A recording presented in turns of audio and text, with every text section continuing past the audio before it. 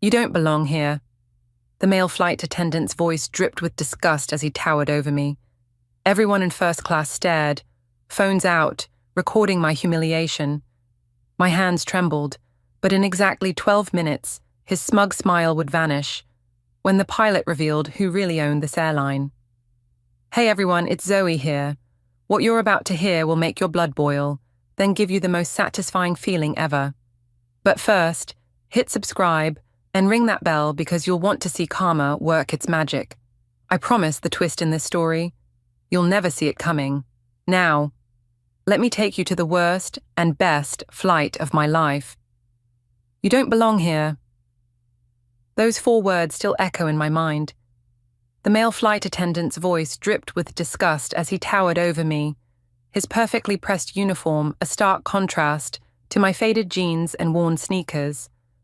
Everyone in first class stared, phones out, recording my humiliation.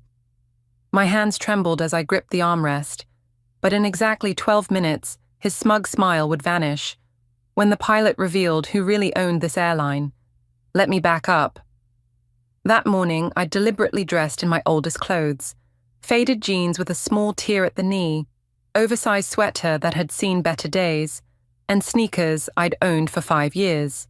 My suitcase, held together with duct tape, my backpack, frayed at the edges.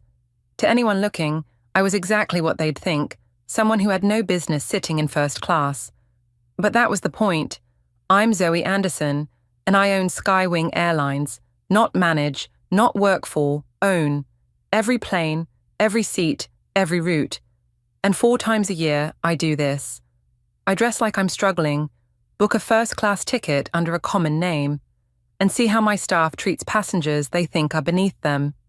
It's not about catching people doing wrong. It's about understanding what real passengers experience when they don't have power, money, or status to protect them. As I boarded Flight 2847 that Tuesday morning, I noticed everything. The gate agent who barely looked up when scanning my ticket, the jetway attendant who stepped aside without a word. And then, as I entered the cabin, I felt it, that shift in energy when people who think they're superior spot someone they believe isn't. The first-class cabin was already half full. Designer handbags sat on pristine seats. Rolex watches glinted in the overhead lights. A woman in a cream pantsuit sipped champagne while scrolling through her phone. A businessman in an expensive grey suit was already on a call, dropping names like he owned the world. His girlfriend, tall, blonde, dripping in jewelry, was setting up her phone on a small tripod. A social media influencer, clearly. I made my way to seat 2A, window seat, second row.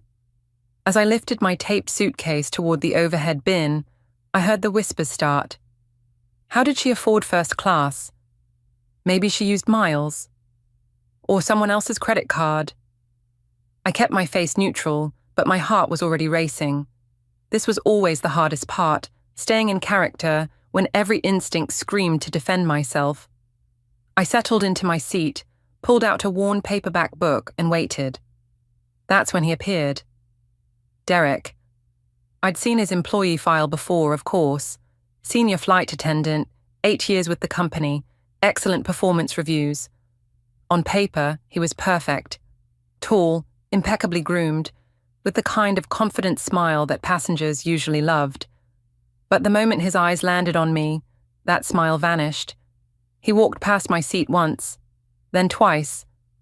The third time, he stopped. "Excuse me, ma'am?" His tone was sugar-sweet, but his eyes were cold. I looked up. "Yes." "I need to verify your ticket." He held out his hand expectantly. My ticket was already in the seat pocket, right where it should be, but I pulled it out and handed it to him without protest. He examined it like he was inspecting a counterfeit bill, turning it over, holding it up to the light. Another flight attendant, younger, nervous-looking, approached. "Brandon, come look at this," Derek said, loud enough for nearby passengers to hear. Brandon glanced at the ticket, then at me, then back at Derek. "It looks valid." "Looks can be deceiving." Derek's voice carried across the cabin. This has to be a mistake. Maybe she used someone else's credit card. The businessman, I'd later learn his name was Mr. Harrison, chuckled from across the aisle. His girlfriend, Vanessa, had her phone pointed directly at me. The little red light indicated she was recording. My cheeks burned, but I kept my voice steady. That's my ticket. For this seat. Is there a problem? Derek's jaw tightened. He clearly wasn't used to being questioned. We'll see about that. But he handed the ticket back and walked away, his displeasure radiating like heat.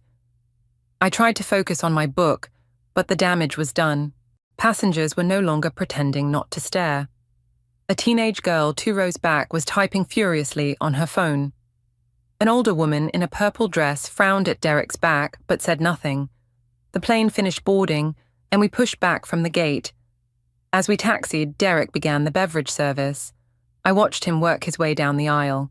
Champagne, wine, premium orange juice, crystal glasses, warm nuts and ceramic bowls. Genuine smiles and pleasant conversation. Then he reached me.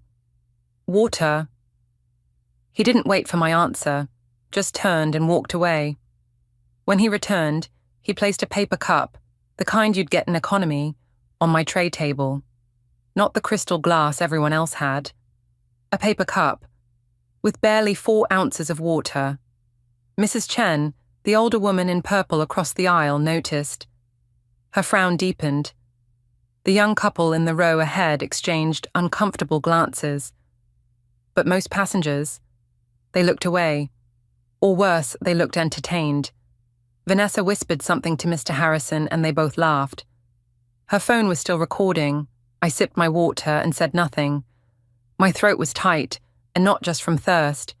Even knowing this was temporary, even knowing who I really was, the humiliation still cut deep. And that's when it hit me, like it did every time I did this. This is what powerless people feel every single day. After takeoff, Derek's campaign against me intensified. He made announcements loud enough for everyone to hear. Does anyone need their seating corrected? While staring directly at me. We want to ensure all our premium passengers are comfortable, with heavy emphasis on premium. Mr. Harrison took the bait.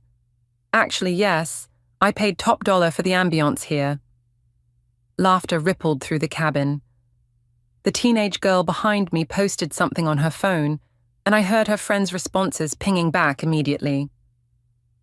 Derek approached my seat again, his smile sharp as broken glass. Ma'am, perhaps you'd be more comfortable in economy. We have some lovely seats available. I looked up at him, forcing my voice to stay calm even as it shook. My ticket says seat 2A. Tickets can be obtained in various ways. He let that implication hang in the air. Gasps echoed through the cabin. He'd just accused me of theft, in front of everyone. Mrs. Chen stood up. Young man, this is cruel and unnecessary. Derek turned to her with that same fake smile. Ma'am, please sit down. I'm handling a security issue. A security issue. He'd just called me a security issue. Brandon hovered nearby, looking increasingly uncomfortable, but he said nothing. Just kept his eyes down and his mouth shut. Then Derek's eyes landed on my suitcase in the overhead bin. That is a safety hazard. Before I could respond, he yanked it down. The duct tape tore with a loud ripping sound, and the suitcase fell open. My clothes, old t-shirts, worn jeans, nothing expensive, spilled partially out. The cabin erupted in laughter and pointing. Someone whistled. Vanessa zoomed her camera in, capturing every detail. Please, my voice cracked, and I hated myself for it. That has everything I own. Derek's face showed no mercy. Should have thought about that before sneaking into first class. I gathered my belongings with shaking hands, stuffing them back into the broken suitcase. A little boy across the aisle asked his mother, "Why is that lady crying?" His mother shushed him quickly. I wasn't crying. Not yet, but my eyes burned. Meal service was next. The flight attendants emerged with silver trays, filling the cabin with the aroma of grilled steak and garlic butter.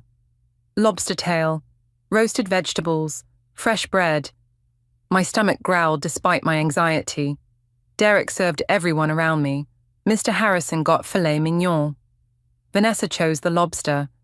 Mrs. Chen received a beautiful pasta dish. The young couple ahead selected their meals with quiet thanks. Then Derek reached me. He placed a small cardboard box on my tray table, the kind they serve in economy. Inside were crackers, a tiny cube of cheese, and a bruised apple. Mr. Harrison nearly spit out his wine laughing. "That's more your speed, sweetheart." Vanessa's live stream chat was going crazy. I could see the reflection of her screen in the window. 50,000 viewers, then 60,000. Comments flooding in, half mocking me, half outraged at what they were witnessing. My hands shook as I opened the crackers.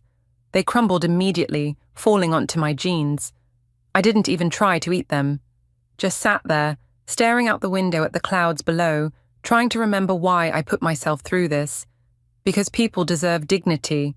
Because I'd been here before. Because someone had to care enough to change things.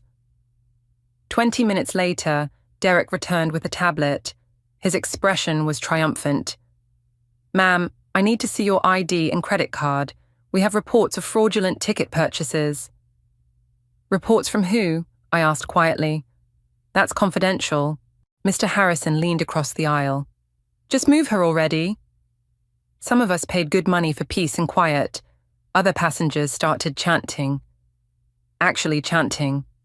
"Move her! Move her!" Mrs. Chen argued back, her voice rising in my defense, but she was drowned out. The young couple stayed silent, guilt written all over their faces. Derek pulled out his radio.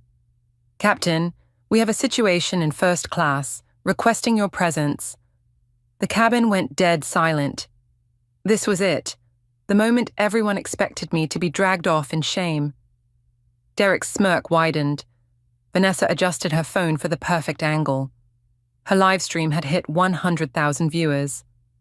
I closed my eyes and took a deep breath, whispered to myself, "Worth it, always worth it."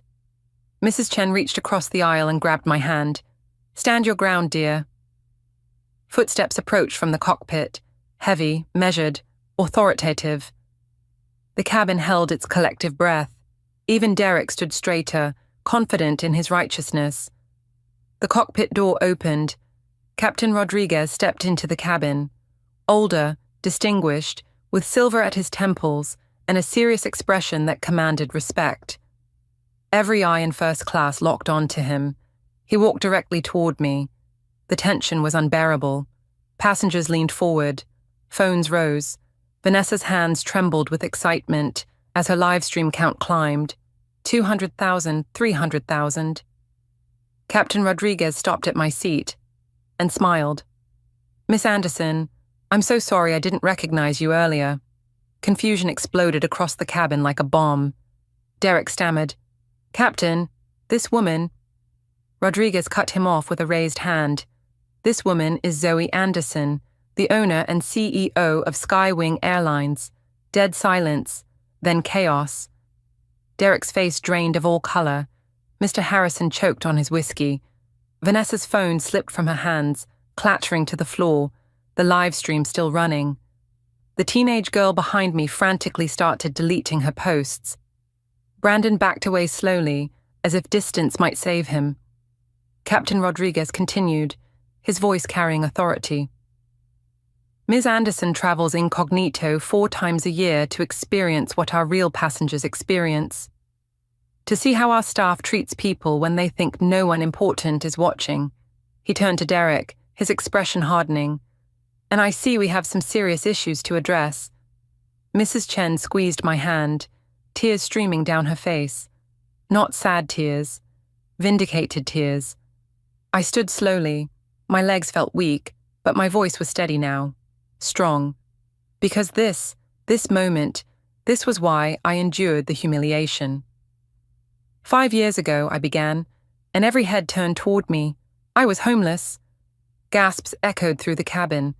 I lived in my car. Sometimes in airport terminals, I wore donated clothes and carried everything I owned in a garbage bag.